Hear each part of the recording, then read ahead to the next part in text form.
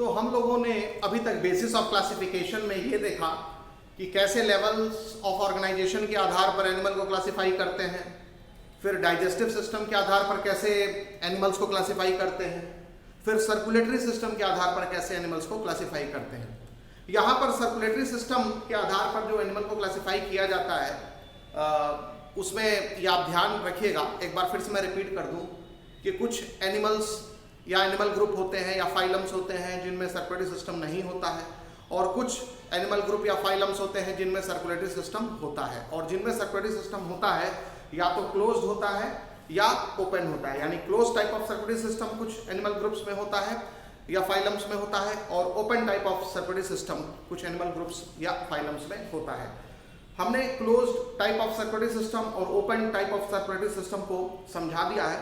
एक बार डायग्राम को क्लैरिटी के साथ ऑब्जर्व करते हैं, एक बार फिर से इसको समझने की कोशिश करते हैं।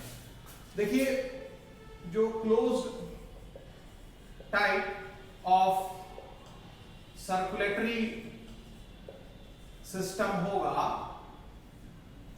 उसमें हार्ट ब्लड को पंप करेगा ब्लड वेसल्स में। ब्लड कभी भी ब्लड वेसल से बाहर नहीं आएगा, और न ही बॉडी सेल्स या टिश्यू सेल्स ब्लड के डायरेक्ट कांटेक्ट में होंगी। तो आप क्या करेंगे, हार्ट दिखाएंगे। ये एक मॉडल ऐसे ही हमने मान लिया हार्ट है बॉडी के अंदर, इससे ब्लड वेसल निकलेगी जिसको आर्टरी कहेंगे। ठीक है, ये मोटी ब्लड वेसल्स होती हैं। आर्टरी के कई ब्रांचेस होते हैं, अलग अलग बॉडी पार्ट्स में जाते हैं, इनको आर्ट्रियोल कहा जाता है। ठीक है, आर्ट्रियोल्स हो गए। और आर्ट्रियोल्स फिर टिश्यूज के अंदर घुसती हैं, और टिश्यूज में घुस करके वो और पतले ब्लड वेसल्स में डिवाइड हो जाती हैं। टिश्यू सेल्स के बीच बीच से ये गुजरती हैं, इनको बोलते हैं ब्लड कैपिलरीज। तो ये फाइन ब्लड वेसल्स होती हैं, तो ब्लड कैपिलरीज हो गई। इसी तरह से फिर बहुत सारी ब्लड कैपिलरीज आपस में मिल करके वेन्यूल बनाते हैं। वेन्यूल भी अलग अलग ब्लड कैपिलरीज के यूनियन से बनते हैं। ये मान लो ब्लड कैपिलरी मिल करके वेन्यूल बनाया, ऐसे ही दूसरी कुछ ब्लड कैपिलरीज मिल करके अलग वेन्यूल बनाएंगी, तो ये हो गया वेन्यूल। ठीक है, और ऐसे कई सारे वेन्यूल मिल करके फिर वेन बनाते हैं, और ये वेन ब्लड को वापस हार्ट के तरफ ले जाते हैं। ठीक, तो ये हो गया वेन। तो वेन, आर्टरी, आर्ट्रियोल, वेन्यूल, और इनको कहा जाता है कैपिलरीज। कैपिलरीज। तो कैपिलरीज जो होते हैं ये सबसे थिनेस्ट ब्लड वेसल होते हैं, फाइनेस्ट ब्लड वेसल होते हैं, और ये टिश्यू के अंदर प्रवेश करते हैं। ऑर्गन के अंदर जो टिश्यूज होते हैं उनमें ये कैपिलरी जाते हैं, और ये टिश्यू सेल्स हैं। आप देख रहे हैं ये टिश्यू सेल्स हैं। तो टिश्यू सेल्स को न्यूट्रिशन की सप्लाई या उनसे एक्सक्रीटरी मटेरियल का जो एक्सचेंज होता है वो कैपिलरीज के थ्रू होता है। तो आप देखेंगे हार्ट जो है वो ब्लड को आर्टरी में पंप करेगा, ब्लड आर्टरी से होता हुआ डिफरेंट आर्ट्रियोल्स में जाएगा, आर्ट्रियोल फिर टिश्यू में इंटर करती हैं, और टिश्यूज में इंटर करके वो कैपिलरी में डिवाइड हो जाती हैं। कैपिलरीज के अंदर से ब्लड फ्लो करता हुआ पूरे टिश्यूज को ब्लड सप्लाई करता है, और उसके बाद फिर बहुत सारी कैपिलरी यूनाइट हो जाएंगी जो टिश्यू में बनी थी, और वो फिर यूनाइट होकर के वेन्यूल में ब्लड डाल देंगी। वेन्यूल, डिफरेंट वेन्यूल से फिर ब्लड वेन में कनेक्ट होगा, और वेन फिर उस ब्लड को हार्ट में ले जाएगा। तो ये हो गया ब्लड केवल ब्लड वेसल्स के अंदर से होते हुए गुजर रहा है। तो heart pumps blood into varying degree of या varying diameter of blood vessels. सबसे मोटा डायमीटर आर्टरी का होता है, उसके पतली आर्टरी को ही आर्ट्रियोल बोलते हैं। आर्ट्रियोल फिर डिवाइड हो जाती है कैपिलरीज में, कैपिलरी फिर यूनाइट होकर के वेन्यूल बना लेते हैं। वेन्यूल थोड़ा मोटा होता है, और वेन उससे भी मोटा होता है, बट थिकेस्ट ब्लड वेसल कौन होगा, आर्टरी होगा। तो close type of circulatory system में ब्लड कभी भी ब्लड वेसल से बाहर नहीं आता है। और जो आप देख रहे हैं टिश्यू सेल्स, ये जो टिश्यू सेल्स हैं ये ब्लड के डायरेक्ट कांटेक्ट में नहीं है, ब्लड तो ट्यूब में फ्लो कर रहा है, टिश्यू सेल्स यहाँ है। तो टिश्यू ब्लड से कोई चीज निकलेगा पहले बाहर, टिश्यू फ्लूइड में आएगा। ये जो सेल के बीच में, टिश्यू के अंदर दो सेल के बीच में जो स्पेस होता है इसको टिश्यू फ्लूइड कहते हैं। तो ये जो हम ग्रीन डॉट बना रहे हैं ये टिश्यू फ्लूइड है, क्या है? टिश्यू फ्लूइड है। तो ब्लड से कोई चीज निकल करके पहले टिश्यू फ्लूइड में आता है, टिश्यू फ्लूइड से फिर सेल उसको एक्सेप्ट करता है उस चीज को। जैसे ग्लूकोज है, ग्लूकोज लेना है सेल को, तो ब्लड से पहले ग्लूकोज टिश्यू फ्लूइड में आएगा, टिश्यू फ्लूइड से फिर ग्लूकोज किस में चला जाएगा? सेल में चला जाएगा। और अब सेल को यदि कोई एक्सक्रीटरी मटेरियल निकालना है तो या हार्मोन रिलीज करना है तो सेल ये हार्मोन फिर टिश्यू फ्लूइड में निकालेगा और ये हार्मोन फिर टिश्यू फ्लूइड से होकर फिर ब्लड में चला जाएगा।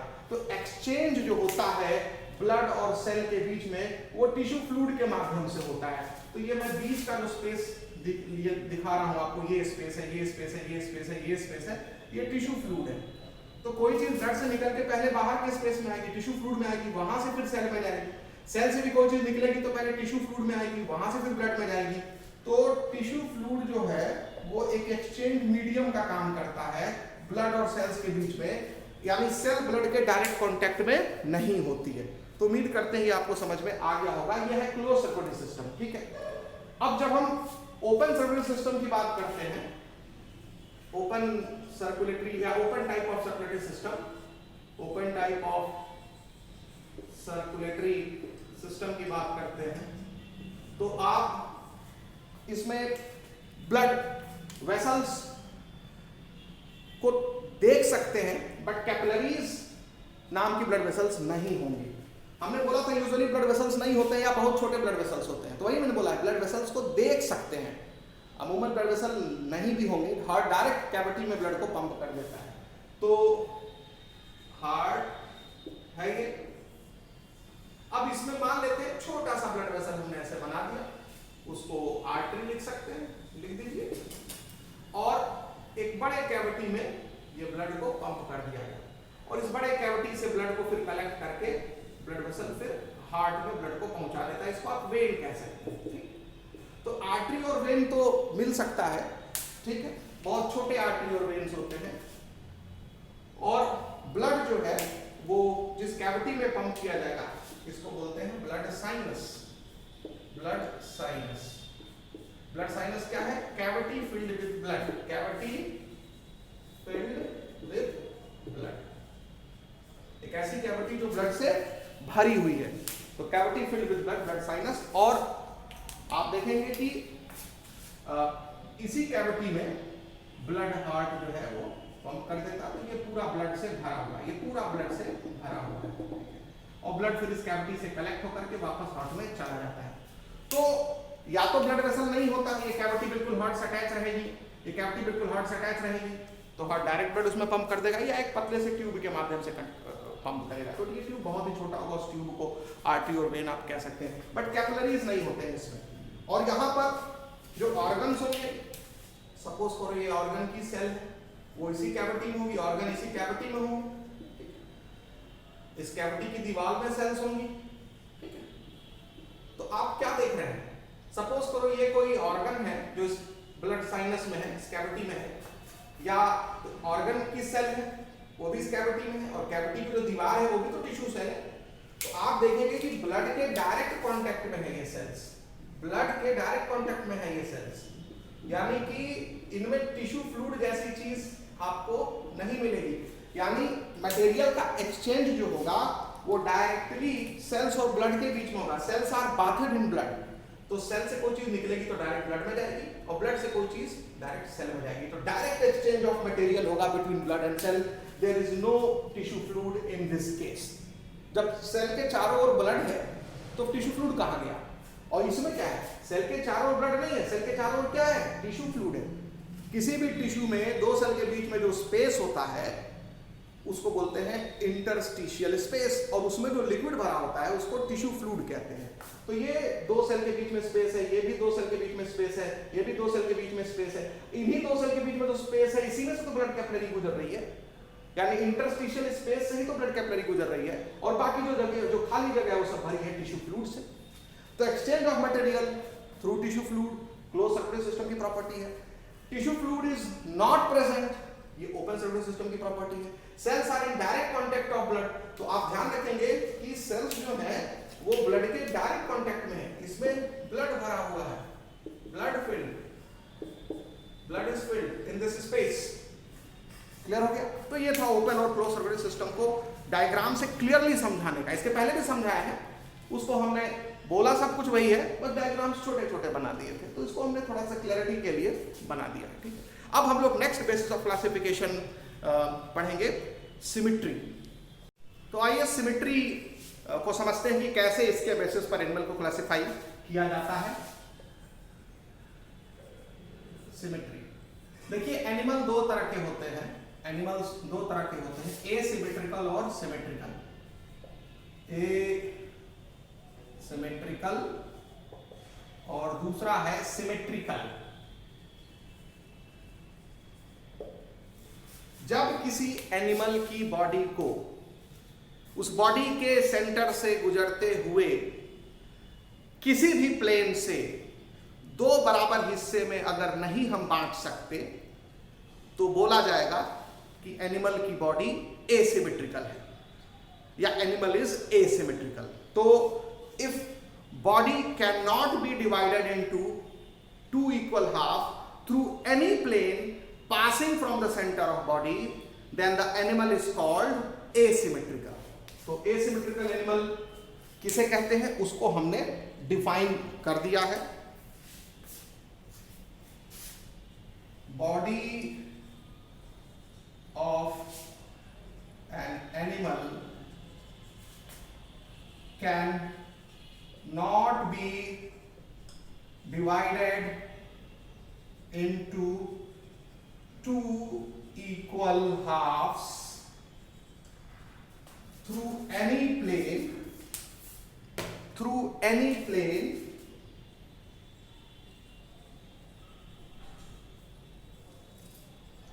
passing from the center of body, passing from the center of body, from the center of body। तो जब किसी एनिमल की बॉडी को हम दो इक्वल हाफ में नहीं डिवाइड कर सकते, ऐसे किसी भी प्लेन से जो कि उस बॉडी के सेंटर से गुजर रहा है, तो उस एनिमल को एसिमेट्रिकल कहा जाएगा। जैसे स्पंज की बॉडी, ये मान लीजिए स्पंज की बॉडी है, ये स्पंज होता है, ठीक है, किसी चट्टान से चिपका हुआ है, मान लीजिए रॉक है, इसको हमने रॉक मान लिया, ठीक। और स्पंज पोरीफेरंस होते हैं, ऐसे एनिमल जिनके बॉडी में बहुत सारे छेद होते हैं, उनको पोरीफेरा कहा जाता है। पोर मतलब फेरा, फेरा मतलब बियरिंग, पोरी मतलब पोर, पोरीफेरा, पोर बियरिंग एनिमल्स। तो ऐसे एनिमल जिनके बॉडी में बहुत सारे छेद होते हैं, ये डॉट जो है वो छेद है, ठीक। और इसमें ज्यादातर छेद जो होते हैं वो छोटे होते हैं, और एक अकेले स्पंज में एक छेद बड़ा होता है। बहुत सारे पोर्स छोटे होते हैं और सिर्फ एक छेद होता है जो बड़ा होता है, तो बड़ा छेद को हमने ऐसे गोला बना दिया, ठीक। तो ये स्पंज की बॉडी है। अब स्पंज की बॉडी का मान लेते हैं, ये कोई सेंट्रल पॉइंट यहां डिसाइड कर लेते हैं, सेंटर मान लेते हैं यहां पर। इरेगुलर बॉडी का सेंटर डिसाइड करना भी मुश्किल होता है, मान लेते हैं ये इसका सेंटर यहां पर कहीं। अब एक प्लेन हम खींचते हैं ऐसे एक प्लेन मान लिया, इस प्लेन में हम इसके बॉडी को ऐसे काटते हैं। तो जब काटेंगे तो दो इक्वल हाफ बनेगा, तो दो हाफ बनेगा, एक इधर वाला एक इधर वाला, दो हिस्सा बनेगा ना। क्या वो इक्वल है? इसका शेप देखो कैसा है और इसका शेप देखो कैसा है, ठीक है। या स्पंज की बॉडी को हम किसी भी प्लेन में काटने की कोशिश करें, ऐसे काटे या ऐसे काटे, ठीक है ना, किसी भी प्लेन से हम काटने की कोशिश करें, ऐसे काट दें इस प्लेन में, तो इधर वाला हाफ और उधर वाला हाफ बराबर नहीं होगा। या हम ऐसे प्लेन में काटें, लेकिन आप ध्यान रखो कि सारे प्लेन कहां से गुजर रहे हैं? सेंटर से ही गुजर रहे हैं, ये सेंटर पॉइंट है। तो ये सब डिफरेंट प्लेन्स आपको दिख रहे हैं, प्लेन्स है पासिंग फ्रॉम सेंटर। ये प्लेन है, ये प्लेन है, ये प्लेन है, ये सब डिफरेंट प्लेन है जो कि इस एनिमल के बॉडी के सेंटर से पास हो रहा है, लेकिन ये इस एनिमल के बॉडी को दो इक्वल हाफ में नहीं बांट पा रहे हैं। तो ऐसे एनिमल को क्या बोलेंगे? एसिमेट्रिकल। तो पोरीफेरंस जो होते हैं एसिमेट्रिकल होते हैं, और सारे पोरीफेरंस नहीं, मोस्ट ऑफ द पोरीफेरंस यानी मोस्ट ऑफ द स्पंजेस, सारे स्पंज को आप एसिमेट्रिकल नहीं बोलेगा, कुछ सिमेट्रिकल भी हो सकते हैं, ठीक है। तो इसका एग्जांपल हो गया एसिमेट्रिकल एनिमल का या फाइलम का, ग्रुप का, मोस्ट पोरीफेरंस, पोरीफेरंस या स्पंजेस। तो अगर पूछ दे कि क्या स्पंज सिमेट्रिकल है कि एसिमेट्रिकल, तो ये जनरल स्टेटमेंट हो गया, तो बोल देंगे स्पंज एसिमेट्रिकल होता है। लेकिन अगर हम बोल दें ऑल स्पंजेस आर एसिमेट्रिकल तो गलत हो जाएगा। तो अगर आपको एसिमेट्रिकल एनिमल लिखना है तो लिख दो स्पंजेस, क्योंकि जनरल स्टेटमेंट है। ऑल स्पंजेस मत लिखना, स्पंजेस मतलब हो गया ज्यादातर स्पंज, ठीक है। तो ऑल्टरनेट पर ध्यान देना।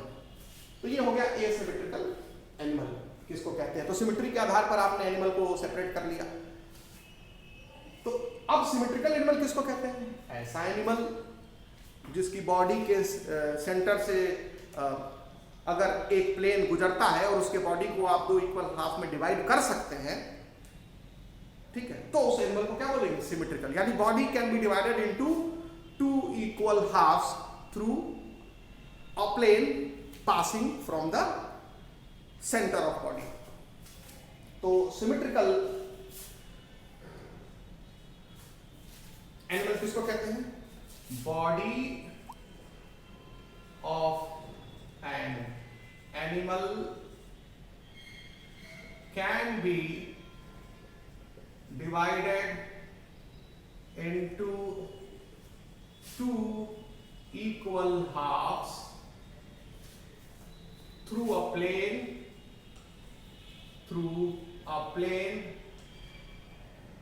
passing from the center of body, यानी बॉडी के सेंटर से गुजरते हुए यदि एक प्लेन से बॉडी को दो इक्वल हाफ में आप अगर डिवाइड कर पा रहे हैं तो वो एनिमल सिमेट्रिकल हुआ। सिमेट्रिकल एनिमल दो तरह की सिमेट्री दिखाते हैं, रेडियल सिमेट्री और बाइलेटरल सिमेट्री। तो आप दिखाएंगे कि ये दो तरह की सिमेट्री दिखाते हैं, रेडियल सिमेट्री और दूसरा जो है बाइलेटरल सिमेट्री। बाइलेटरल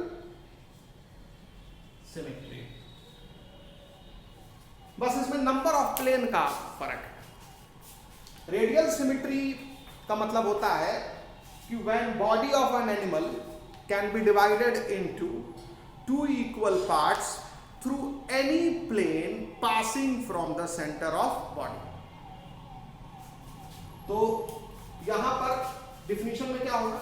यहां through a plane passing from the centre of body. अब थ्रू अ प्लेन का मतलब है कि कितने प्लेन? अ प्लेन मतलब एक प्लेन या एक से ज्यादा प्लेन। तो रेडियल सिमेट्री में एक से ज्यादा प्लेन, बहुत सारे प्लेन आपको मिलेंगे जो कि सेंटर से गुजरेंगे, और जब भी गुजरेंगे तो बॉडी को दो इक्वल हाफ में डिवाइड करेंगे। जैसे एक फुटबॉल है, एक सिलेंडर है। जैसे पूछा जाए एक सिलेंडर है, इसका ये लॉन्गिट्यूडिनल एक्सिस है, जाहिर सी बात है।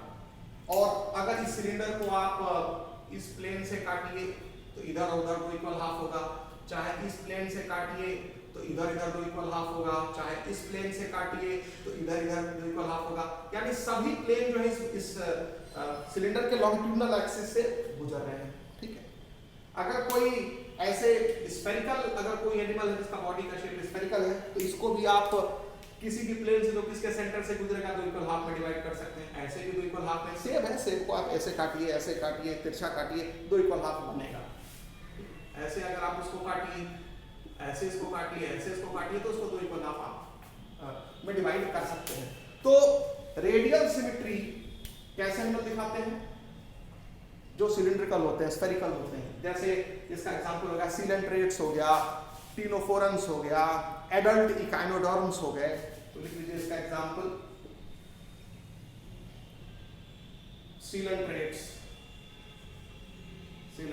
हो गया, टीनोफोरन्स हो गया, टीनोफोरा हो गया, फाइलम टीनोफोरा के मेंबर, सीलेंट्रेटा के मेंबर, और इकानोडर्मेटा के मेंबर भी रेडियल सिमेट्री दिखाते हैं। लेकिन एडल्ट इकानोडर्मेटा, उनके जो जुवेनाइल होंगे, उनके जो लार्वा होंगे, उनके जो बच्चे होंगे, वो बाइलेटरल सिमेट्री दिखाते हैं। तो ध्यान रखिएगा, एडल्ट इकानोडर्म्स, एडल्ट इकाइनोडर्म्स, एडल्ट इकानोडर्म्स। तो ये सब जो है वो रेडियल सिमेट्री दिखाते हैं, ठीक है। और ये एडल्ट इकानोडर्म की बात मैं कह रहा हूं तो सीलेंट्रेट्स, टिनोफोरन्स और एडल्ट इकानोडर्म्स ये रेडियल सिमेट्री दिखाते हैं। लार्वा इकानोडर्म्स नहीं, एडल्ट इकानोडर्म्स। एनसीईआरटी बुक में इकानोडर्म्स लिखा है, लेकिन आपको ध्यान रखना है एडल्ट इकानोडर्म। हालांकि ऑल्टरनेट में अगर दे देगा तो हम जब भी बात करते हैं तो एडल्ट की ही बात करते हैं, तो अगर ऑल्टरनेट में दे दिया है इकानोडर्म तो भी सही है। लेकिन मामला वहां फंस जाएगा जब वो लार्वा इकानोडर्म बोल देगा तब तो वहां पर जरूरी है कि आप जाने कि लार्वा इकानोडर्म या इकानोडर्म का जुवेनाइल वो रेडियल सिमेट्री नहीं दिखाएगा। इसको हमने और क्लियर कर दिया है। तो अगर इकानोडर्म लिखा है तो रेडियल सिमेट्री मानिएगा, क्योंकि वो इकानोडर्म लिखने का मतलब ही तो एडल्ट की बात कर रहा है, तो ये कहने का मतलब है। तो सीलेंट्रेटा, टिनोफोरा और इकानोडर्मेटा ये तीन फाइलम ऐसा है जो रेडियल सिमेट्री दिखाता है। और रेडियल सिमेट्री की डेफिनेशन क्या है कि body of animal can be divided into two equal halves through any plane, any मतलब मैनी प्लेन, तो into two equal halves through any plane passing from the centre of body. तो आप इसको mention कर लेंगे, ठीक है ना। सेंट्रल एक्सिस आप लिखते हैं, सेंटर या central axis of the body, ठीक है। तो body of an animal can be divided into two equal half through any plane, अगर आप लिख देंगे, या मैनी प्लेन आप लिख देंगे, passing from the central axis या सेंटर ऑफ बॉडी, तो हो जाएगा रेडियल सिमेट्री, ठीक है, ठीक।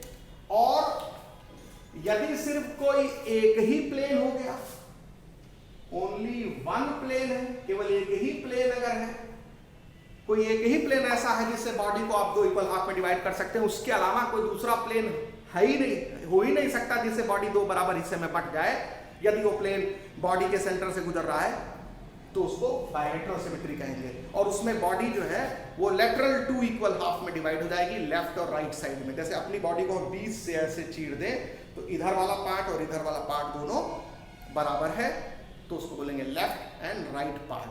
तो लेफ्ट और राइट टू इक्वल पार्ट्स में अगर बॉडी डिवाइड हो जा रही है किसी एक प्लेन से जो कि बॉडी के सेंटर से गुजर रहा है, तो ऐसी सिमेट्री को बायलेटरल सिमेट्री कहेंगे। तो बायलेटरल सिमेट्री का डेफिनेशन क्या हुआ? Body of an animal can be divided into two equal half through only one plane that is passing from the center of body, and that two half is left and right half, ठीक है। ये clear हो गया। तो जैसे अब NCERT book में केकड़े का चित्र दिया है, अब एक केकड़ा ऐसे बना दीजिए, ठीक है ना, ये केकड़ा ऐसे बना दीजिए, तो या ह्यूमन बॉडी मान लीजिए, ठीक है, आपने केकड़ा बना दिया, केकड़े में चार टांगे होती हैं, आगे इनके मैंडिबल्स होते हैं। तो अब आप देखिए इसकी बॉडी को आप सिर्फ ऐसे ही दो इक्वल हाफ में डिवाइड कर सकते हैं, left and right, left and right दो इक्वल हाफ। ये left and right two equal halves आपको मिलेगा only one plane, only one plane. तो अगर केवल एक ही प्लेन से बॉडी को आप दो इक्वल हाफ में डिवाइड कर पा रहे हैं, आप ऐसे ऐसे काटेंगे या आप ऐसे काटेंगे तो दो इक्वल हाफ नहीं मिलेगा।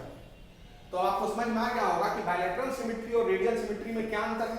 रेडियल सिमेट्री में बॉडी को हम दो इक्वल हाफ में डिवाइड कर सकते हैं थ्रू एनी प्लेन, एनी मतलब बहुत सारे ऐसे प्लेन हो जाएंगे, मिलेंगे, ठीक है, passing from the centre of body. और बायलैटरल सिमेट्री में क्या होगा, सिर्फ एक प्लेन ऐसा मिलेगा जो बॉडी को दो इक्वल हाफ में डिवाइड कर पाएगा, और वो दो इक्वल हाफ में एक हाफ लेफ्ट होगा, एक हाफ राइट होगा। तो ये चीज आपको ध्यान रखना पड़ेगा, ठीक है। तो अब कौन कौन से एनिमल है जो बायलैटरल सिमेट्री दिखाते हैं, या कौन कौन से फाइलम है जो बायलैटरल सिमेट्री दिखाते हैं, तो उसके एग्जांपल में आप लिख लेंगे। बायलैटरल सिमेट्री दिखाने में आप एस हेलमिंथीज लिख लेंगे, एस हेलमिंथीज। हालांकि जब हम फाइलम स्टडी पढ़ेंगे तो वहां सारे फाइलम में बताएंगे ही। प्लेटी हेलमिंथीज दिखा देंगे, प्लेटी हेलमिंथीज है, ज्यादातर एनिमल जो है बायलैटरल सिमेट्रिकल होते हैं। उसके बाद फिर एनिलिडा लिख सकते हैं, एनिलिडा हो गया, ठीक। उसके बाद आर्थ्रोपोडा का लिख सकते हैं, आर्थ्रोपोडा भी बायलैटरल सिमेट्री दिखाता है, ठीक, आर्थ्रोपोडा हो गया। उसके बाद मोलस्का भी, मोलस्का आप लिख लेंगे बायलैटरल सिमेट्री दिखाता है। लेकिन जो स्नेल होते हैं, घोघा, घोघे की बॉडी ऐठी होती है। कभी देखा है स्नेल को? उसकी बॉडी ऐसे टॉर्जियन दिखाती है, ट्विस्टेड होती है। तो अगर आप 20 से काटेंगे तो 2 इक्वल हाफ नहीं मिलेगा, ठीक है। तो खासकर जो मोलस्का में जो सबसे बड़ा क्लास होता है गैस्ट्रोपोडा, जिसमें स्नेल्स आते हैं, वो उनकी बॉडी जो है वो एसिमेट्रिकल होती है, वो बायलैटरल सिमेट्रिकल नहीं होता। जब हम मोलस्का पढ़ाएंगे तो वहाँ बताएंगे। तो लेकिन ज़्यादातर उसके अलावा जो मोलस्क हैं वो सब तो बायलैटरल सिमेट्री दिखाते हैं। तो ज़्यादातर मोलस्क चूंकि बायलैटरल सिमेट्री दिखाते हैं तो हम मोलस्का लिख देंगे। यहाँ पर एक्सेप्शन में लिख दें एक्सेप्ट गैस्ट्रोपॉड्स, और वो भी गैस्ट्रोपॉड में एडल्ट गैस्ट्रोपॉड। तो जब हम गैस्ट्रोपॉड बोल रहे हैं मतलब वो एडल्ट की बात कर रहे हैं। एक्सेप्ट गैस्ट्रोपॉड्स, और गैस्ट्रोपॉड्स क्या होते हैं? गैस्ट्रोपॉड एक बहुत बड़ा क्लास है फाइलम मोलस्का में, और उसके अंदर स्नेल्स आते हैं, स्लग्स आते हैं। तो स्नेल्स याद रखिएगा, ठीक है, वो एसिमेट्रिकल होता है। तो एस्केहेलमिन्थीज, प्लेटिहेलमिन्थीज, एनिलिडा, आर्थ्रोपोडा, मोलस्का हो गया। मोलस्का के बाद फिर इकानोडर्मेटा तो आपने लिख ही लिया है कि वो रेडियल सिमेट्री दिखाता है। फिर हेमिकॉर्डेटा लिख लेना और कॉर्डेटा लिख लेना। तो हेमिकॉर्डेटा है, कॉर्डेटा, हेमिकॉर्डेटा, ठीक है। तो हेमिकॉर्डेटा हो गया और कॉर्डेटा लिख लेंगे, कॉर्डेटा। ज्यादातर जो कॉर्डेट्स हैं वो बायलैटरल सिमेट्री दिखाते हैं, अपवाद को छोड़ करके। तो हमने एज अ फाइलम अगर आपको पूछा कि बताओ बायलैटरल सिमेट्री किस फाइलम के एनिमल्स में दिखती है, तो बोलोगे Aschelminthes, Platyhelminthes, Annelida, Arthropoda, Mollusca, Hemichordata, Chordata. और कौन से मोलस्का में बायलैटरल सिमेट्री नहीं होती है, तो बोलोगे गैस्ट्रोपॉड्स में, एडल्ट गैस्ट्रोपॉड में, स्नेल्स में, उनमें एसिमेट्री पाई जाती है। और कौन से ऐसे फाइलम है जिनमें रेडियल सिमेट्री देखी जाती है, तो सीलेंट्रेटा, टीनोफोरा और इकानोडर्म्स। और इकानोडर्म्स में भी एडल्ट इकानोडर्म्स, इनके जो जुवेनाइल होंगे, इनके जो लार्वा होंगे, वो क्या होंगे? वो बायलैटरल सिमेट्री दिखाएंगे, ठीक है। तो ये पॉइंट तुम मेंशन कर देना कि the larva of echinoderms, the juvenile of echinoderms show bilateral symmetry, ठीक है। तो ये हो गया सिमेट्री के बेसिस पर क्लासिफिकेशन। अब जो नेक्स्ट बेसिस ऑफ क्लासिफिकेशन हम लोगों को डिस्कस करना है वो on the basis of germ layers, ठीक है। अब ये जर्म लेयर क्या है इसको समझते हैं। जर्म लेयर्स या जर्मिनल लेयर्स, जर्मिनल लेयर्स, ये ध्यान रखिएगा, ये सबसे पहले टिश्यू लेयर्स हैं जो एम्ब्रियो में बनते हैं, ठीक है। और सबसे पहले टिश्यू लेयर जो एम्ब्रियो में बनते हैं उनको जर्म लेयर या जर्मिनल लेयर कहा जाता है। तो tissue layers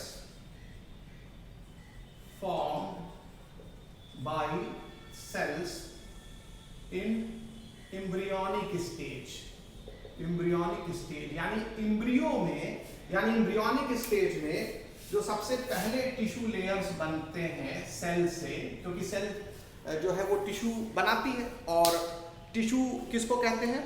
it is perfect या it is definite layer of cell. तो जर्म लेयर टिश्यू लेयर है। किसका टिश्यू लेयर है? एम्ब्रियो का टिश्यू लेयर, ठीक है। अब जैसे मान लीजिए ये एम्ब्रियो है, एम्ब्रियो में एक ग्रुप ऑफ सेल्स है, ठीक है। ये जाइगोट है, जाइगोट में डिवीजन हुआ और बहुत सारी सेल्स बन गई, ठीक है।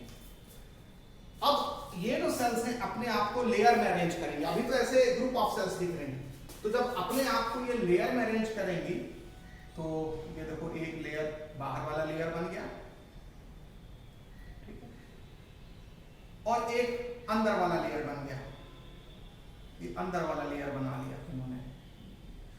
तो आप देख रहे हैं सेल्स के 2 लेयर बन गए। इनको टिश्यू लेयर कहा जाएगा। इनको क्या कहा जाएगा? टिश्यू लेयर कहा जाएगा। तो ये एम्ब्रियो ये भी है, ये 1 सेल जाइगोट है, दिस इज जाइगोट और this is embryo and this is also embryo. इस एम्ब्रियो में अभी टिश्यू का लेयर नहीं बना है, इस एम्ब्रियो में टिश्यू का लेयर बन गया है। और टिश्यू के कितने लेयर बने हैं? फॉर एग्जांपल इसमें टिश्यू के 2 लेयर्स बने हैं, ठीक है। तो इसमें टिश्यू के 2 लेयर बने हैं। जो टिश्यू का बाहर जो लेयर बनता है, बाहर वाले जर्मिनल लेयर को बोलते हैं एक्टोडर्म, और अंदर वाले जर्मिनल लेयर को बोलते हैं, जो अंदर वाला लेयर है टिश्यू का, उसको बोलते हैं एंडोडर्म।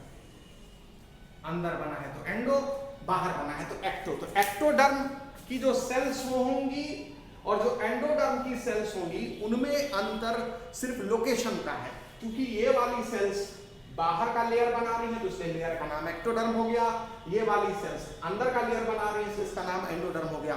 तो एक्टोडर्म और एंडोडर्म ये जो नाम पड़ा है इनके लोकेशन के बेसिस पर पड़ा है। तो कुछ एनिमल होते हैं जिनके एम्ब्रियो में जो सबसे पहली बार टिश्यू का लेयर बनता है, यानी जो जर्म लेयर बनता है, टिश्यू लेयर को ही जर्म लेयर कहते हैं, वो दो जर्म लेयर बनता है, एक्टोडर्म और एंडोडर्म, और उनके बीच में एक अनडिफरेंशिएटेड लेयर होता है, खासकर उसमें जेली जैसा केमिकल होता है, उसको मीजोग्लिया कहते हैं।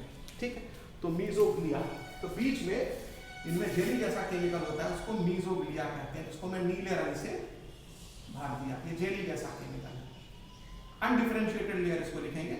और इसमें कभी कभी सेल्स या फाइबर भी इक्का दुक्का दिख जाते हैं, ठीक है ना, कुछ सेल्स भी मीजोग्लिया में मूव करती हुई दिख जाएंगे, ठीक है। लेकिन बेसिकली ये केमिकल का बना होता है, ग्लाइकोप्रोटीन होता है, ठीक है, मतलब कार्बोहाइड्रेट और प्रोटीन मेनली इसके अंदर होता है, ठीक है। सो दिस इज मीजोग्लिया, तो समझ में आ गया आपको? तो दिस इज मीजोग्लिया। तो ऐसा एनिमल, ठीक है। अब एनसीईआरटी बुक में GLEA लिखा है, GLOEA भी कहीं लिखा हुआ मिलेगा, ज्यादातर जो हायर क्लासेस की टेक्स्ट होती है GLOEA लिखा हुआ मिलता है, ठीक है। तो मीजोग्लिया कहा जाता है, it is jelly like, it is undifferentiated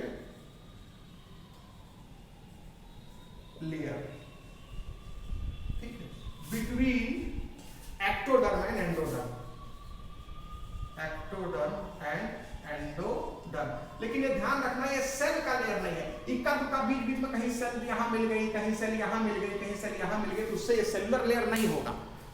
तो अनडिफरेंशिएटेड लेयर होगा, केमिकल का बना होगा, ग्लाइकोप्रोटीन का बना होगा, mesoglea. It is present between ectoderm and endoderm, और ऐसे एनिमल को डिप्लोब्लास्टिक कहा जाता है। तो जर्मिनल लेयर के आधार पर, on the basis of germ layers, जो कि एम्ब्रियो में पाए जाते हैं जर्म लेयर्स, बाद में यही जर्म लेयर जो है इन्हीं में से एक्टोडर्म से स्किन बन जाती है, और एंडोडर्म से एलिमेंट्री कैनाल की दीवार बन जाती है, ठीक है ना, लंग्स बन जाता है। तो ये जर्म लेयर बाद में डिसअपीयर हो जाते हैं, डिसअपीयर मतलब दूसरे स्ट्रक्चर में कन्वर्ट हो जाते हैं। तो आपको अगर एज एक्टोडर्म देखना है, एंडोडर्म देखना है, तो आपको एम्ब्रियो को देखना पड़ेगा। तो germinal layers are not found in adult body, germinal layers are found in embryonic stage. और जो जर्म लेयर्स होते हैं, कुछ एनिमल में 2 होते हैं, कुछ एनिमल में 3 होते हैं। यहाँ पर कितने दिख रहे हैं? 2। तो वही मैं यहाँ क्लासिफाई करके बता रहा हूँ। जर्म लेयर्स एनिमल्स 2 तरह के होते हैं, diploblastic and triploblastic, diploblastic and triploblastic, triploblastic. Diploblastic में 2 germ layers are present, 2 germ layers are present, इसीलिए डिप्लो आया है शब्द। और जर्म लेयर क्या है? It is a tissue layer. और टिश्यू का डेफिनेशन क्या है? When cells are arranged to form perfect layer या definite layer of cells. Porifera में टिश्यू लेवल ऑर्गेनाइजेशन नहीं पाया जाता, पोरिफेरा में सेलुलर लेवल ऑर्गेनाइजेशन पाया जाता। तो पोरिफेरा के एम्ब्रियो में आप ये एक्टोडर्म एंडोडर्म नहीं देखेंगे, जर्म लेयर नहीं देखेंगे, लेकिन सीलेंट्रेटा में आप जर्म लेयर दिखेंगे, क्योंकि सीलेंट्रेटा में सबसे पहली बार टिश्यू बनता है। तो उसके एम्ब्रियो में भी टिश्यू बनेगा, हम लोगों में भी टिश्यू बनेगा, क्योंकि हम लोग में टिश्यू ही नहीं बन करके रुका रहता है। टिश्यू के बाद ऑर्गन भी बन जाता है, ऑर्गन के बाद क्या बन जाता है? सिस्टम का भी फॉर्मेशन होता है। तो टिश्यू बनना शुरू हो जाता है किस फाइलम से? सीलेंट्रेटा से। तो जर्म लेयर भी सीलेंट्रेटा से ही मिलना शुरू होगा। तो सबसे पहले कितने जर्म लेयर बनते हैं? 2 जर्म लेयर बनते हैं, एक्टोडर्म और एंडोडर्म, जो शुरुआत के एनिमल्स हैं, खासकर सीलेंट्रेटा से। पोरिफेरा में डिप्लोब्लास्टिक कंडीशन नहीं आती, क्योंकि उसमें जर्म लेयर बनता ही नहीं है, उसमें टिश्यू लेयर होता ही नहीं है, उसमें तो सेलुलर लेवल ऑर्गेनाइजेशन होता है। तो पोरिफेरा में कुछ किताबों में लिखा है डिप्लोब्लास्टिक, जो कि ब्लंडर है। जब पोरिफेरा की तुम डिप्लोब्लास्टिक बोल रहे हो, इसका मतलब मान रहे हो कि उसमें टिश्यू लेयर बन रहा है एम्ब्रियो में, क्योंकि टिश्यू लेयर को ही जर्म लेयर बोलते हैं। जो पहली बार टिश्यू लेयर बनता है एम्ब्रियो में, that is called germinal layer. एक तरफ तुम पोरिफेरा को बोलते हो सेलुलर लेवल ऑर्गेनाइजेशन, एक तरफ पोरिफेरा में लिखा रहता है डिप्लोब्लास्टिक होता है, तो ये गलत है। पोरिफेरा इज नॉट डिप्लोब्लास्टिक, इसलिए एनसीईआरटी बुक भी पोरिफेरा को डिप्लोब्लास्टिक नहीं लिखती। डिप्लोब्लास्टिक एग्जाम्पल में पोरिफेरा से नहीं बल्कि सिलेक्टेडा से शुरू करती है बताना, ठीक है। तो डिप्लोब्लास्टिक का कंडीशन ये है, इसमें एक्टोडर्म एंडोडर्म बना देना और बीच में क्या दिखा देना, mesoglea, undifferentiated layer between ectoderm and endoderm. और मीजोग्लिया जो होती है it is not cell layer, ये सेल का लेयर नहीं है, बट इसमें वॉन्डरिंग सेल्स पाई जाएंगे, इधर उधर घूमती हुई कुछ सेल्स आपको मिल जाएंगे, इसके अंदर फाइबर्स भी मिल जाएंगे, ठीक है। उसके बाद एग्जाम्पल क्या है डिप्लोब्लास्टिक एनिमल का? डिप्लोब्लास्टिक का एग्जाम्पल शुरू के पहला फाइलम छोड़ दीजिए, पोरिफेरा छोड़ दीजिए, सीलेंट्रेटा और टीनोफोरा, तो डिप्लोब्लास्टिक का एग्जाम्पल हो जाएगा सीलेंट्रेटा फाइलम के मेंबर्स और टीनोफोरा फाइलम के मेंबर्स, और टीनोफोरा फाइलम के मेंबर्स, ये आपको ध्यान रखना पड़ेगा, ठीक है।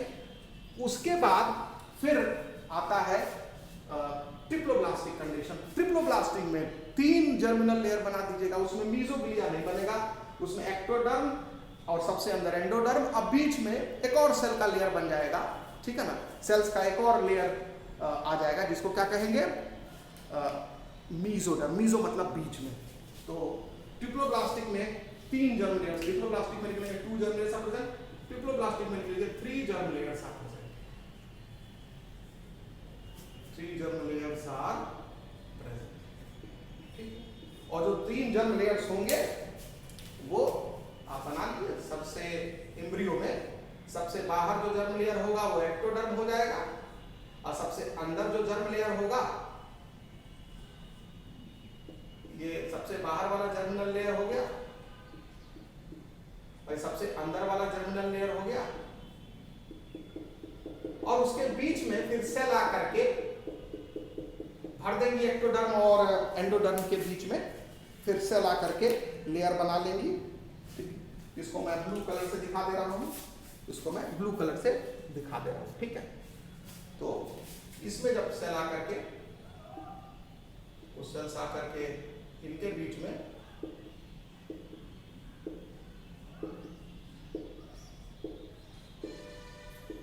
यानी आप नीले रंग की सेल्स का लेयर देख रहे हैं, अब ये सिंगल लेयर भी हो सकता है, मल्टी लेयर भी हो सकता है, उसका उससे मतलब नहीं। तो सबसे बाहर वाला जो सेल्स का लेयर होगा उसको आप कहेंगे एक्टोडर्म, ठीक है, और सबसे अंदर वाला जो सेल का लेयर होगा उसको कहेंगे एंडोडर्म, ठीक। और बीच में जो सेल का लेयर होगा, बीच में जो सेल का लेयर होगा, सबसे बाहर वाला एक्टोडर्म, सबसे अंदर वाला एंडोडर्म, और बीच में जो सेल का लेयर होगा उसको कहेंगे मीजोडर्म, मीजोडर्म। तो इसमें मीजोग्लिया नहीं होता है, केमिकल का लेयर नहीं होता एक्टोडर्म एंडोडर्म के बीच में, बल्कि इसमें तीसरा जर्म लेयर बन जाता है एक्टोडर्म में और एंडोडर्म के बीच में, उसको मीजोडर्म कहा जाता है। तो when 3 germ layers are present in animal in during embryonic stage, तो उसको इस एनिमल को ट्रिप्लोब्लास्टिक कहेंगे, ectoderm, endoderm and mesoderm in between ecto and endo. ये क्लियर हो गया। और ज्यादातर एनिमल जो होते हैं वो ट्रिप्लोब्लास्टिक होते हैं, मतलब इन 2 फाइलम्स को छोड़ दीजिए, इसके आगे के जितने फाइलम्स हैं, मतलब आप कह सकते हैं प्लेटीहेल्मिन्थीस से लेकर के कॉर्डेटा तक, तो मैं यहाँ सीधे लिख देता हूँ फ्रॉम प्लेटीहेल्मिन्थीस टू कॉर्डेटा। तो प्लेटीहेल्मिन्थीस टू कॉर्डेटा का मतलब क्या होगा? 2 फाइलम नहीं, इसके बीच में जितने भी फाइलम्स हमने लिखवाए हैं आपको, Platyhelminthes, Aschelminthes, Annelida, Arthropoda, Mollusca, Echinodermata, Hemichordata and Chordata, सारे फाइलम तो ट्रिप्लोब्लास्टिक हो गए। और डिप्लोब्लास्टिक में 2 फाइलम है, सीलेंट्रेटा, टीनोफोरा। और पोरिफेरा को हम इस क्लासिफिकेशन में नहीं रखते क्योंकि पोरिफेरा में टिश्यू बनता ही नहीं है, तो उसके एम्ब्रियो में जर्म लेयर एक ट्रू लेयर के रूप में दिखाई नहीं देता। उसमें भी सेल्स लेयर बनाती हैं, याद करिए जब बताए थे लेवल ऑफ फॉर्मेशन में, लेकिन वो सेल का जो लेयर बनता है वो इम्परफेक्ट या इनडेफिनिट लेयर होता है, उसको टिश्यू लेयर नहीं बोल सकते। तो टिश्यू बनना शुरू होता है सीलेंट्रेट से, तो इसीलिए डिप्लोब्लास्टिक कंडीशन हम घुसाना शुरू करेंगे क्लासिफिकेशन में सीलेंट्रेटा से, ठीक है। तो ये हो गया जर्म लेयर के बेसिस पर एनिमल का क्लासिफिकेशन। अब हम लोग सीलोम के बेसिस पर क्लासिफिकेशन देखेंगे कैसे किया जाता है एनिमल का। तो याद रखेंगे on the basis of coelom, on the basis of coelom animals जो होते हैं वो 3 तरह के होते हैं। ठीक है, on the basis of coelom animals जो है वो 3 तरह के होते हैं, एसीलोमेट, स्यूडोसीलोमेट और सीलोमेट। एसीलोमेट, स्यूडोसीलोमेट, स्यूडोसीलोमेट, ठीक है, और सीलोमेट। सीलोमेट भी कहते हैं या कई बार इसको यूसीलोमेट भी कहते हैं, यूसीलोमेट, ठीक है, दोनों का मतलब एक है। अब ये सीलोम क्या है इसको समझते हैं पहले, ठीक है। तो देखिए, तो एनिमल जो है वो 3 तरह के होते हैं on the basis of coelom, acoelomate, pseudocoelomate और सीलोमेट या यूसीलोमेट। सीलोम जो होता है वो बॉडी कैविटी को कहा जाता है। किसको कहता है? Body cavity. आपके शरीर में जो कैविटी है ना, जिसके अंदर लंग्स है, हार्ट है, या फिर इंटेस्टाइन है, स्टमक है, लीवर है, तो उस कैविटी को ही सीलोम कहते हैं। उसी को सीलोम या सीलोमिक कैविटी या बॉडी कैविटी कहते हैं। तो ये ध्यान रखिएगा, सीलोम क्या है? बॉडी कैविटी को कहा जाता है। तो सीलोम कहिए, बॉडी कैविटी कहिए या सीलोमिक कैविटी कहिए, सीलोमिक कैविटी कहिए, ठीक है। और इसी में वेरियस ऑर्गन्स आर सिचुएटेड, इसी में various organs are situated, various visceral organs, visceral organs are situated, इसी में various visceral organs are situated, ठीक है। और इस कैविटी में लिक्विड भरा रहता है उस विसरल ऑर्गन के चारों ओर, उसको एक बायंसी देता है, झटके से बचाता है। तो सीलोम या बॉडी कैविटी या coelomic cavity is filled with coelomic fluid, is filled with coelomic fluid. तो उसमें सीलोमिक फ्लूइड भरा रहता है। तो अगर आपका पेट फाड़ा जाएगा बाहर से और अंदर इंटेस्टाइन तक पहुंचेंगे तो लिक्विड निकलेगा बाहर, वो सीलोमिक फ्लूइड। उस कैविटी में इंटेस्टाइन के चारों तरफ लिक्विड भरा हुआ है, इंटेस्टाइन को वो बचाता है झटके से, प्रेशर से। एक बायंसी, एक गद्दे जैसा काम करता है वो लिक्विड। आप ही एक लिक्विड एक एयर बैग में, आप एक मतलब रबड़ का बैग में लिक्विड भर दीजिए, उसके ऊपर लेटिए तो कितना मजा आएगा। तो उस तरह इंटेस्टाइन को भी बहुत मजा आता है इधर उधर हिलने में, उस लिक्विड चारों तरफ लिक्विड है, ठीक है। अगर उसके चारों तरफ कुछ सीलोमिक कैविटी खाली रहे, केवल इंटेस्टाइन रहेगा और कोई लिक्विड उसके चारों तरफ नहीं रहेगा, तो जरा भी मूव करेंगे तेजी से तो बहुत तेज चोट लगेगी, वो टकरा जाएगा बॉडी वॉल से इंटेस्टाइन आकर के, और डैमेज होने का खतरा रहता है। तो शॉक एब्जॉर्बर का काम करता है सीलोमिक फ्लूइड, ठीक, ध्यान रखिएगा। तो सीलोम या बॉडी कैविटी या सीलोमिक कैविटी क्या है? बॉडी के अंदर एक कैविटी है, उस कैविटी में विसरल ऑर्गन्स सिचुएटेड है और उन विसरल ऑर्गन के चारों ओर सीलोमिक फ्लूइड मौजूद रहता है, यानी इस कैविटी में सीलोमिक फ्लूइड मौजूद रहता है। अब क्या मतलब है? एसीलोमेट का मतलब है कि ऐसे एनिमल जिनके बॉडी में कोई कैविटी ही नहीं होती। तो लिख लो, body cavity absent, body cavity absent, body cavity absent, ठीक। तो ऐसे एनिमल को एसीलोमेट कहते हैं। सीडोसीलोमेट का मतलब होता है बॉडी कैविटी होगी लेकिन उसको फॉल्स बॉडी कैविटी कहेंगे। अब फॉल्स बॉडी कैविटी क्या आगे समझाएंगे, कब बोलेंगे। तो false body cavity present, false body cavity present. और फॉल्स बॉडी कैविटी को स्यूडोसील कहा जाता है, फॉल्स बॉडी कैविटी प्रेजेंट। और इस फॉल्स बॉडी कैविटी को कहा जाता है स्यूडोसील, और स्यूडोसील। तो फॉल्स बॉडी कैविटी को ही स्यूडोसील कहा जाता है। पूछा जाएगा कौन सा एनिमल है जिसमें स्यूडोसील पाया जाता है, यानी फॉल्स बॉडी कैविटी पाई जाती है, वो स्यूडोसीलोमेट एनिमल होगा। और सीलोमेट एनिमल जिसमें बॉडी कैविटी प्रेजेंट, फॉल्स नहीं। तो फॉल्स जब यानी कर देते हैं, ट्रू लिख देते हैं लोग, ठीक है। तो ट्रू बॉडी कैविटी प्रेजेंट या सिर्फ बॉडी कैविटी प्रेजेंट आप लिख देंगे। फॉल्स जरूर लगाना होगा जब स्यूडोसीलोमेट लिखेंगे, खाली बॉडी कैविटी प्रेजेंट लिख देंगे तो उसका मतलब सीलोमेट मान लिया जाएगा। तो सीलोमेट का यूज मतलब है body cavity present, body cavity present या बॉडी कैविटी प्रेजेंट लिखिए या फॉल्स के कंट्रास्ट में यहाँ ट्रू लिख दीजिए, ट्रू बॉडी कैविटी प्रेजेंट या बॉडी कैविटी प्रेजेंट। ठीक है, ये हो गया सीलोम के बेसिस पर एनिमल का क्लासिफिकेशन। अब यहाँ पर फॉल्स बॉडी कैविटी और ट्रू बॉडी कैविटी का क्या अंतर है, या बॉडी कैविटी नहीं है तो फिर क्यों नहीं है, ये चीज थोड़ा हम लोग समझेंगे। बट उसके पहले एग्जाम्पल हम लिख लेते हैं। तो जो एसिलोमेट एनिमल है उनके एग्जाम्पल में आप लिख लेंगे भाई बॉडी कैविटी, उसमें एसिलोमेट तो पोरिफेरा भी है, उसमें तो बॉडी कैविटी होती नहीं, सिलेंड्रेटा भी बॉडी कैविटी वाला नहीं है, टीनोफोरा भी बॉडी कैविटी वाला नहीं है, ठीक है, और फिर प्लैटीहेल्मिन्थेस भी बॉडी कैविटी वाला नहीं है। तो आप इसको यहाँ पर मेंशन कर लेंगे, ठीक है ना। तो पोरिफेरा एसिलोमेट का एग्जांपल में क्या क्या आ जाएगा, यहाँ नीचे लिख लेते हैं पोरिफेरा, ठीक है। दूसरा एग्जांपल क्या आ जाएगा पोरिफेरा के बाद, सीलेंड्रेटा,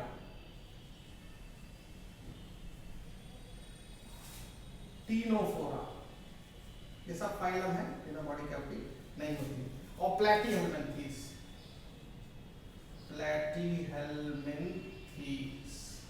समझ में।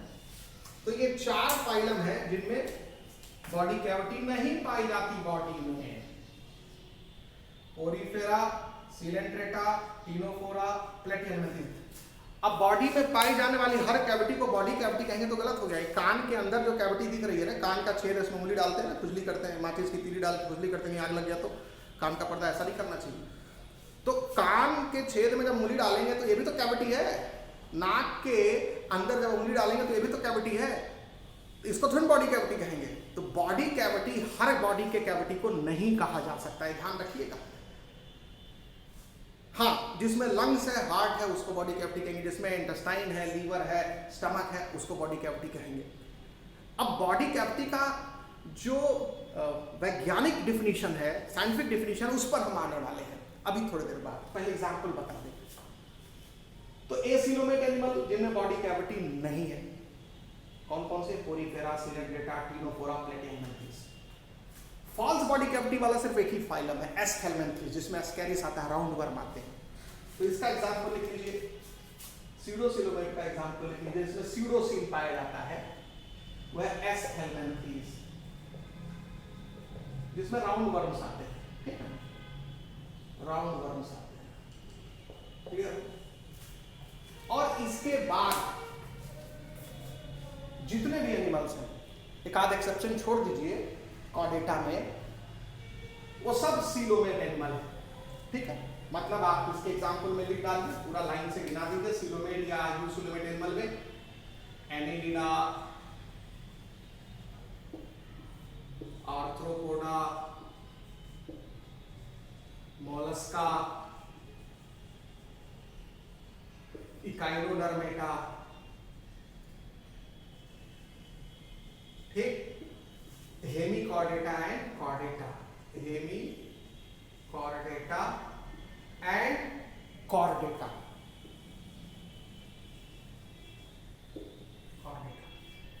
ये तो क्लियर हो गया, ये बात समझ में आई। तो ये हो गया कि एनिमल को हम कैसे क्लासिफाई करते हैं सीलोम के बेसिस पर। अब हम सीलोम यानी बॉडी कैविटी को समझने की कोशिश करेंगे और ये जानने की कोशिश करेंगे कि ट्रू बॉडी कैविटी और फॉल्स बॉडी कैविटी यानी स्यूडोसील और यूसील में क्या अंतर है। अब देखिए ट्रू बॉडी कैविटी क्या होती है, बॉडी कैविटी क्या होती है, सीलोम क्या होती है, पहले इसको समझ लीजिए। देखिए बॉडी वॉल वैसे बनाता हूं, ये हमारे बॉडी वॉल है, ठीक है। तो जो बॉडी वॉल की दीवार होती है वो एक्टोडर्म की बनी होती है, ठीक है। ये एक्टोडर्म हो गया।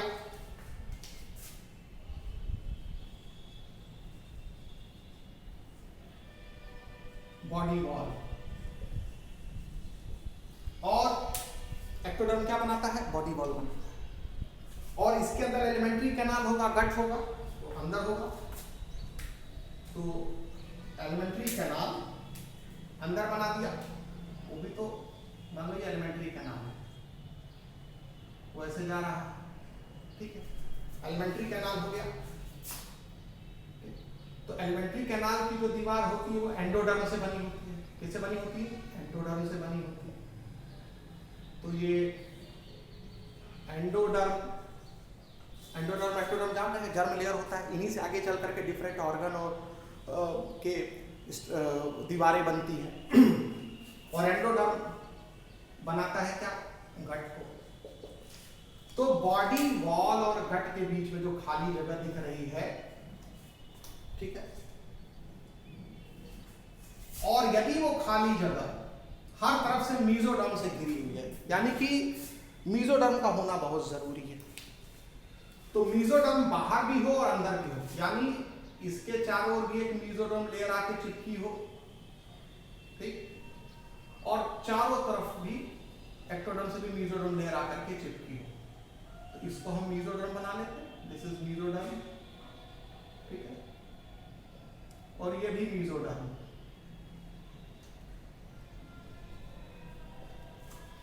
तो अब देखो, तो ये जो लेयर है ये मीजोडर्म है, ध्यान रखना।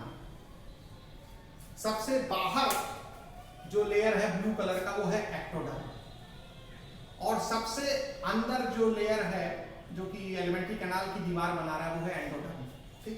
लेकिन अब जरा ध्यान से देखो, अगर तुम एलिमेंट्री कैनाल को देखोगे तो एलिमेंट्री कैनाल अब दो लेयर से बनी है। एलिमेंट्री कैनाल अब दो लेयर से बनी है। एलिमेंट्री कैनाल की जो अंदरूनी दीवार है वो एंडोडर्म से बनी है, और जो बाहर वाली दीवार है वो मीजोडर्म से बनी है, ठीक है। तो इसका मतलब एलिमेंट्री कैनाल की जो दीवार है वो ये हो गई, ठीक है। यानी आप वास्तव में देखो तो wall of gut is made up of, बाहर क्या है? मीजोडर्म, और अंदर क्या है? एंडोडर्म। तो मीजो एंडोडर्म की बनी है। बाहर हरी वाली लेयर चिपकी है सेल की, और अंदर लाल वाली लेयर है, और उसके बीच में कैविटी है, भोजन इसी के अंदर जा रहा है। ये समझ में आ गया? और जो बॉडी वॉल है, जब एक्टोडर्म हम लिखे थे तो उसी को बॉडी वॉल लिख दिए थे, क्योंकि शुरू में हमको एक लेयर बनाए थे तो मान लिया वही बॉडी वॉल है। एक्टोडर्म सबसे पहले बनता है तो बॉडी वॉल का एक लेयर बन गया, लेकिन उसके बाद कुछ समय बाद मीजोडर्म भी आके चिपक गया। तो अब जो बॉडी वॉल हो गया वो ये दोनों को मिला के कहेंगे बॉडी वॉल। तो बॉडी वॉल में देखो क्या होगा, बॉडी वॉल में बाहर की तरफ क्या है? एक्टोडर्म है, और अंदर की तरफ क्या है? मीजोडर्म। तो बॉडी वॉल यानी बॉडी वॉल लिख लीजिए, body wall is made up of ectomesoderm. बाहर एक्टोडर्म, अंदर मीजोडर्म। तो मीजोडर्म अंदर भी है और बाहर भी है। तो अब जो बीच में खाली जगह दिख रहा है, खाली जगह दिख रहा है बीच में जो खाली जगह दिख रहा है, कौन सा खाली जगह? ये वाला जो जगह दिख रहा है, इसी को ट्रू बॉडी कैविटी कहेंगे, या सिर्फ बॉडी कैविटी कहेंगे, या यू सील कहेंगे, ठीक है, या सीलोम कहेंगे। तो any cavity which is surrounded from all side bye mesoderm. तो any cavity in body which is surrounded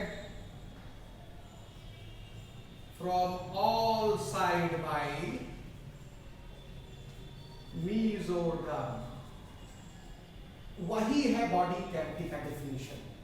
तो any cavity in body which is surrounded from all side by mesoderm is called body cavity। तो ये जो cavity दिख रही है, इसके बाहर भी मीजोडर्म है और इसके अंदर भी मीजोडर्म है। इस कैविटी के इधर भी मीजोडर्म, इधर भी मीजोडर्म, ठीक। अंदर वाला जो मीजोडर्म है वो एलिमेंट्री कैनाल के साथ का हिस्सा है, बाहर वाला जो मीजोडर्म है वो बॉडी वॉल का हिस्सा है। ये बॉडी वॉल है और ये एलिमेंट्री कैनाल है। ये वाला देखो मीजोडर्म बॉडी वॉल का हिस्सा है, और ये वाला मीजोडर्म एलिमेंट्री कैनाल का हिस्सा है। अब तुमको धीरे धीरे अपने बॉडी के अंदर एलिमेंट्री कैनाल के निर्माण में कौन से जर्म लेयर हिस्सा लेते हैं, बॉडी वॉल के निर्माण में कौन से जर्म लेयर हिस्सा होते हैं, समझ में आया? ये हम ही लोग का मान लो, तो हम लोग का जो बॉडी वॉल है कौन से दो, उसको बनाने में कौन से दो जर्म लेयर हिस्सा लिए हैं, एक्टोडर्म और मेसोडर्म। हम लोग का जो एलिमेंट्री कैनाल है उसकी दीवार को बनाने में कौन सा दो जर्म लेयर हिस्सा लिए हैं, मेसोडर्म, एंडोडर्म। यहां मेसोडर्म, बॉडी वॉल में मेसोडर्म अंदर की तरफ है और एलिमेंट्री कैनाल में मेसोडर्म बाहर की तरफ है। तो बाहर वाला मेसोडर्म अंदर की तरफ है और अंदर वाला मेसोडर्म बाहर की तरफ है, तो दोनों के बीच में जो कैविटी है वही तो बॉडी कैविटी है।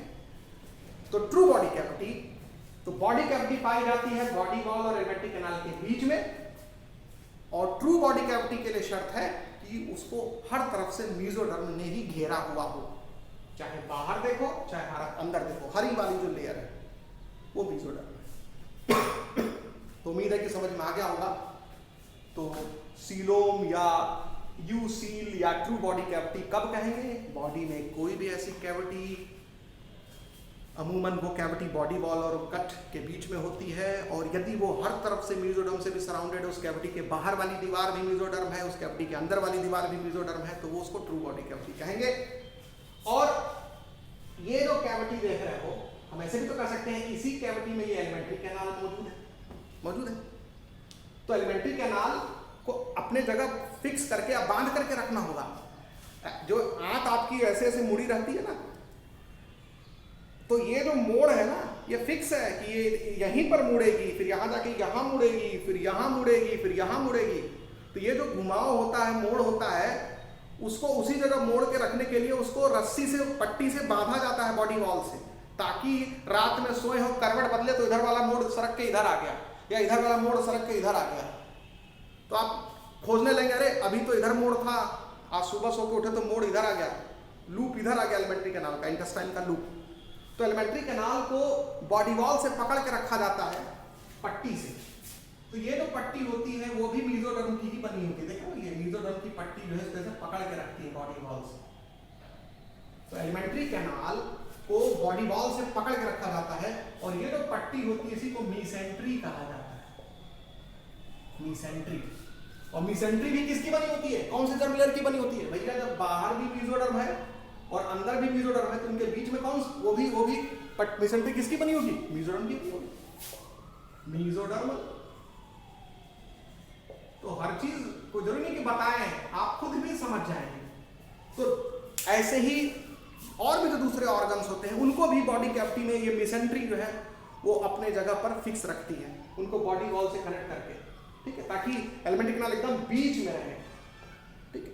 तो ये जो पट्टी होती है, जो strip of mesoderm that attaches visceral organs to the body wall is called mesentery, ठीक है, ये बात समझ में आए। तो ये मेसेंट्री है, एनसीईआरटी बुक में इसका चित्र दिया जरूर है लेकिन लिखा नहीं है इसको मेसेंट्री। तो आपको समझ में आएगा कि जो सीलोमेट एनिमल होते हैं उनमें ट्रू बॉडी कैविटी किसको कहते हैं, ठीक है। जो फॉल्स सीलोम जिनमें पाया जाता है, जिनमें सीडोसील पाया जाता है, उनमें क्या होगा, उनमें देखो ऑलमोस्ट यही डायग्राम में बनाता हूं। उनमें क्या होगा, उनमें मान लीजिए ये सबसे बाहर एक्टोडर्म होगा, ठीक, एक्टोडर्म आपने बना दिया, ठीक, एक्टोडर्म बॉडी वॉल बनाता है, जैसे वहां भी एक्टोडर्म बॉडी वॉल बना रहा था, लेकिन वहां एक मेसोडर्म भी आ गया था बॉडी वॉल बनाने के लिए, ठीक। तो ये हो गया एक्टोडर्म, यहां लिख देता हूं मैं एक्टोडर्म, ये बॉडी वॉल बनाएगा, और इसमें भी एलिमेंट्री कैनाल होगा, ठीक है। तो आप एलिमेंट्री कैनाल इसमें भी बना दीजिए, उसमें भी लाल रंग से पहले एलिमेंट्री कैनाल के अंदर वाली दीवार बनाया था, ये कट वॉल बना दिया, कट मतलब एलिमेंट्री कैनाल, ये लंबी, ये ट्यूब है तो इसके अंदर एलिमेंट्री कैनाल भी ट्यूब के रूप में जाएगी, ये एलिमेंट्री कैनाल की दीवार हो गई, हो गया, एलिमेंट्री कैनाल बना दिया आपने इसके अंदर, ठीक। और एलिमेंट्री कैनाल की दीवार जो है वो किसकी बनी होती है, वो एंडोडर्म की बनी होती है, कुछ नहीं है आपको पूछना, एंडोडर्म की बनी होती है। ये गट वॉल है, ये गट की वॉल बना रही है। इसमें क्या था कि एक्टोडर्म बाहर बॉडी वॉल बना रहा था और एंडोडर्म जो है एलिमेंट्री कैनाल बना रहा था, और बाद में मेसोडर्म बाहर भी आके चिपक गया और एलिमेंट्री कैनाल से भी आके चिपक गया और उसके दीवार का हिस्सा बन गया। तो अब यहाँ कहेंगे बॉडी वॉल एक्टोडर्म मेसोडर्म दोनों की बनी है, यहाँ कहेंगे एलिमेंट्री कैनाल की वॉल मेसोडर्म और एंडोडर्म दोनों की बनी है। लेकिन यहाँ ऐसा नहीं होता, यहाँ पर जो बॉडी वॉल है वो सिर्फ एक्टोडर्म की बनी होगी बना होगा, ठीक है, ये ध्यान रखेंगे। और ये जो कैविटी है ये हर तरफ से मेसोडर्म से नहीं घिरी होगी, बल्कि इस कैविटी में, तो लिखोगे इसको बोलेंगे false cavity, false body cavity. क्यों? क्योंकि this cavity is not surrounded from all side by mesoderm. तो फॉल्स बॉडी कैविटी या स्यूडोसील किसको कहेंगे? This cavity is not surrounded from all side by mesoderm। इसमें mesoderm होगा, अभी दिखा रहे mesoderm आएगा, लेकिन वो हर तरफ से mesoderm से सराउंडेड नहीं होगी। अब इसमें mesoderm कैसे आएगा? इसमें mesoderm जगह जगह के चिपक जाएगा। एनसीईआरटी में तो लिखा है कि इसमें mesoderm के पाउचेस पाए जाएंगे। ये बॉल हो गया, और बॉल, हॉलो बॉल बना दीजिए इस कैविटी में तैरते हुए, ऐसे हॉलो बॉल बना दीजिए इस कैविटी में तैरते हुए। तो mesodermal pouches are present in this cavity. ये मेसोडर्म आ गया ना, तो एक्टोडर्म भी इसमें है, एंडोडर्म भी इसमें है, और मेसोडर्म भी इसमें है। तीनों जर्म लेयर तो ट्रिप्लोब्लास्टिक हो गया। इसमें भी एक्टोडर्म है, मेसोडर्म है, एंडोडर्म है, तीनों जर्म लेयर, ये भी ट्रिप्लोब्लास्टिक है, ठीक है। ये ट्रिप्लोब्लास्टिक सीलोमेट है, ये ट्रिप्लोब्लास्टिक फॉल्स सीलोमेट है, स्यूडोसीलोमेट है। क्यों? क्योंकि इसमें जो कैविटी देख रहे हो, ये जो कैविटी देख रहे हो, ये कैविटी हर तरफ से मेसोडर्म से सराउंडेड नहीं है। इस कैविटी का इधर वाली वॉल क्या है? एक्टोडर्म। इस कैविटी की इधर वाली वॉल क्या है? एंडोडर्म। इस कैविटी का थोड़ा सा पोर्शन, ये देखो, ये पोर्शन जो है इस कैविटी का, ये थोड़ा सा पोर्शन मेसोडर्म से सटा हुआ है। ये हर तरफ से सराउंडेड नहीं है, from all side by mesoderm नहीं है, तो इसलिए इसको फॉल्स कैविटी कहेंगे, ठीक है। ये फॉल्स कैविटी, ये बात क्लियर हो गई? अच्छा, अब देखिए एनसीईआरटी में तो ये चित्र बना है, बट रियलिटी में क्या है कि मेसोडर्म जगह जगह पर वो एंडोडर्म से भी सटा रहता है, सॉरी एक्टोडर्म से भी सटा रहता है, ऐसे ऐसे। तो ये आप ऐसा भी चित्र बना देंगे, खाली पाउच ही नहीं है, वो एक्टोडर्म से भी सटा हुआ रहता है मेसोडर्म, ठीक है। तो आप देखेंगे मेसोडर्मल पैच भी दिखा देंगे, मेसोडर्मल पैच। तो mesodermal patch attached with ectoderm, और इसमें mesodermal pouch floating in false cavity. Mesodermal pouch, pouch और पैच में अंतर है। पाउच एक बॉल लाइक स्ट्रक्चर होता है, एक हॉलो स्ट्रक्चर, इसके अंदर कुछ भरा हो, तो ये मेसोडर्म की सेल्स है, अंदर कैविटी है इसलिए। और बाहर ये क्या है? बाहर क्या है? ये फॉल्स कैविटी है। तो हम इस कैविटी की बात कर रहे हैं। ये बॉडी वॉल हो गया, ये एलिमेंट्री कैनाल हो गया, तो बॉडी वॉल और एलिमेंट्री कैनाल के बीच में जो कैविटी है उसी को बॉडी कैविटी कहते हैं, लेकिन चूंकि हर तरफ से मेसोडर्म से सराउंडेड नहीं है, इसलिए इसको फॉल्स कैविटी कहेंगे। आई बात समझ? तो एनसीईआरटी बुक में ये पैच नहीं दिखाया है, सीधे ये पाउच दिखाया है। तो आपको समझ में आ गया कि फॉल्स सीलोमेट या स्यूडोसीलोमेट एनिमल जो एस्कैलमेंथीज है वो कैसा है उसकी बॉडी, ठीक है। अब इसके बाद लास्ट आता है एसीलोमेट। एसीलोमेट में क्या करना है? तुमको एक्टोडर्म और एंडोडर्म के बीच में जो खाली जगह है वो सब पूरा का पूरा मेसोडर्मल सेल से भर देना है। जैसे ऐसे कर लो, ये एक्टोडर्म हो गया, ठीक है, एक्टोडर्म हो गया, और ये जो है एंडोडर्म हो गया,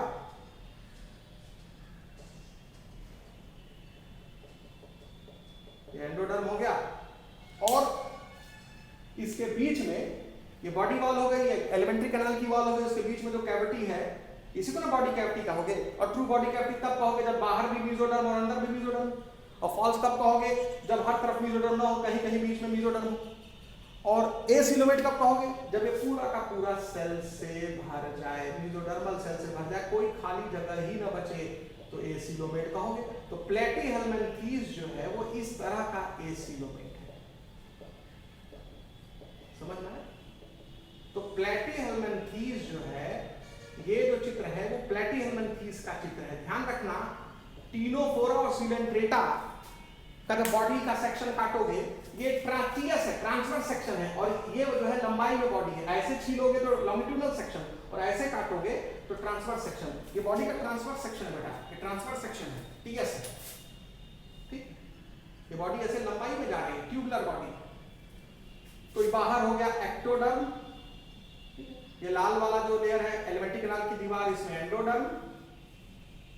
अब बीच में जो सेल देख रहे हो ये पूरा भर गया है, कोई खाली जगह ही नहीं बची एक्टोडर्म एंडोडर्म के बीच में, इसको कहेंगे मेसोडर्म। तो ट्रिप्लोब्लास्टिक हो गया, 3 जर्म लेयर है, अब मेसोडर्म पूरा बीच में भर गया, ठीक। तो एसीलोमेट एनिमल प्लेटियलमेंथीज है जो ट्रिप्लोब्लास्टिक है, 3 जर्म लेयर पाया जा रहा है। लेकिन सिलेंट्रेटा भी एसीलोमेट है, उसमें बॉडी कैविटी नहीं होती, क्योंकि उसमें मेसोडर्म नहीं होता है, उसमें एक्टोडर्म एंडोडर्म ये आपस में चिपक जाते हैं। यानी ये वाली लाल वाली जो लेयर है और ये जो नीली वाली एक्टोडर्म लेयर है, इन दोनों को सटा दो तो बीच में मेसोडर्म गायब हो गया और बीच वाली कैविटी भी गायब हो गई। तो जब गट वॉल बॉडी वॉल से जाके चिपक जाएगी तो वहां भी तो कैविटी गायब हो गई। तो सिलेंट्रेटा और टीनोफोरा वो वाले एसीलोमेट है, नहीं समझे? क्योंकि सिलेंट्रेटा टीनोफोरा में सिर्फ एक्टोडर्म होता है और एंडोडर्म होता है, मेसोडर्म नहीं होता कि चलो एक्टोडर्म एंडोडर्म के बीच में जो खाली जगह उसको आके भर लें। तो जब मेसोडर्म नहीं होगा तो एक्टोडर्म एंडोडर्म के बीच में एक कैविटी दिखेगी, तो उस कैविटी को हटाना है तो एक्टोडर्म और एंडोडर्म को सटा दो। तो ये एलिमेंट्री कैनाल की कैप है और ये बॉडी वॉल है, इन दोनों को सटा दो तो मेसोडर्म की जरूरत ही नहीं पड़ेगी। तो इस तरह का एसीलोमेट होता है कौन? वो डिप्लोब्लास्टिक एसीलोमेट है। कौन? Coelenterata Ctenophora.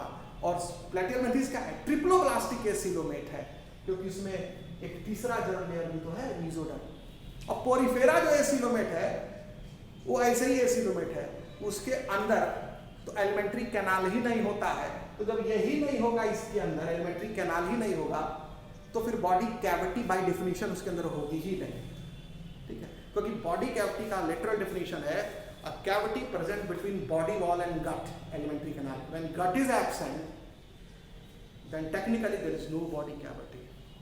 तो पोरिफेरा इस लिहाज से एसीलोमेट हुआ। तो हम जब एसीलोमेट में पोरिफेरा, टीनोफोरा, सिलेंट्रेटा और प्लेटियलमेंथीज लिखते हैं तो प्लेटियलमेंथीज का एसीलोमेट होने का रीजन दूसरा है और टीनोफोरा और सिलेंट्रेटा का एसीलोमेट होने का रीजन दूसरा है। उसमें मैं फिर से रिवाइज दोहरा दूं कि उसमें एक्टोडर्म यानी बॉडी वॉल और जो एंडोडर्म यानी गट वॉल ये आपस में चिपक जाते हैं, तो ये बीच वाली कैविटी गायब हो जाती है। तो 2 ही जर्म लेयर में उसमें हुए, तो डिप्लोब्लास्टिक एसीलोमेट। इसमें क्या होगा? चिपकते नहीं है, बीच में सेल आके भर जाती है। क्लियर हो गया? इसी को प्लेटियलमेंथीज में मेसोडर्मल पैरेन्काइमा सेल बोलते हैं, दैट फिल्स द बॉडी कैविटी। तो प्लेटियलमेंथीज में मेसोडर्मल पैरेन्काइमा सेल आकर के बॉडी को, पैरेन्काइमा प्लांट टिश्यू में पढ़े होंगे, एनिमल में भी पैरेन्काइमा होता है, लूज ग्रुप ऑफ सेल को बोलते हैं पैरेन्काइमा, जिनके बीच में इंटरसेलुलर स्पेसेस पाए जाते हैं, वो पैरेन्काइमा बोला जाता है उसको, ठीक है। It is general term. तो हमने आपको समझा दिया सीलोम के बेसिस पर एनिमल का क्लासिफिकेशन कैसे किया था। बहुत ही इंपॉर्टेंट है, इसको समझना। एनसीईआरटी को कैसे रीड कर लोगे तो नहीं समझ में आएगा, ठीक है।